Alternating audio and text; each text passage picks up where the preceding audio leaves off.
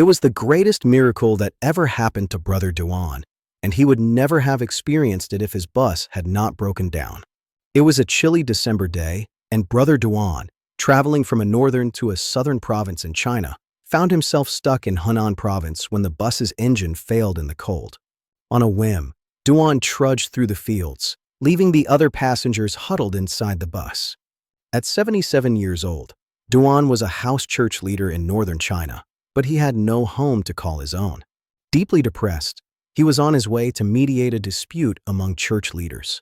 He was weary of the infighting that had been damaging the house churches.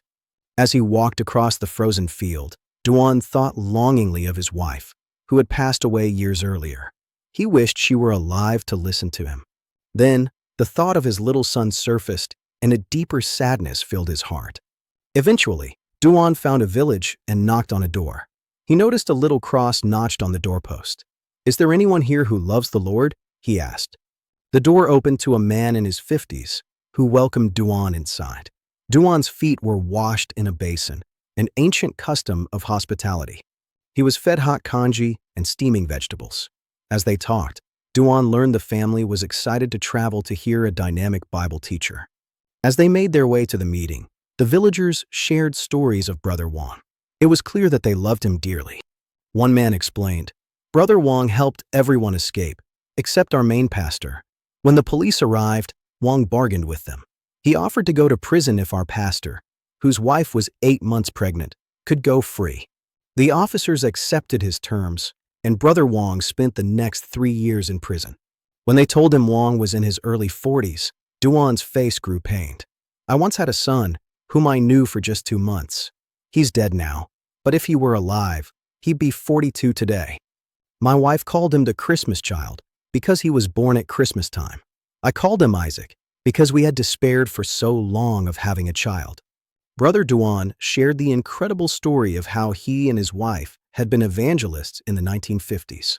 They refused to join the government-approved church. An unbeliever named Wu kept accusing them of political and criminal offenses. They were certain it was only a matter of time before they were imprisoned or killed. One night, Duan's wife heard a strong voice in a vision. "Give your son to your enemy." Duan read Genesis 22 verse 2 the following morning. "Take your son, your only son, whom you love, Isaac. Sacrifice him there as a burnt offering." In prayer, they decided on a course of action that caused Duan to wince every day since. They gave their baby boy to Wu and his wife, just as Wu arranged for their arrest. It wasn't until 1978, when Duan was released from prison, that he learned what had happened. His wife had died in the famine of 1958. His son had disappeared along with Wu's family during the rubble of a devastating earthquake in 1975. When Duan arrived at the meeting, a crowd of 200 people had already packed the house. Duan had to sit in the courtyard and listen through an open window. As Brother Wang began preaching, Duan felt a shock. He began to tremble. Even the phrases the preacher used sounded familiar. Duan staggered to the window and caused a commotion as he fell over people. When the preacher saw him, there was a moment of shocked silence.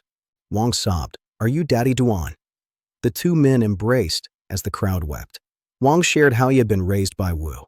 "Your real father," Wu had said, "is a great man of God. He gave you to me, and I give you all my love, encouraging you to put God first, just like your real dad would have done." Wang became an evangelist, searching for his real father.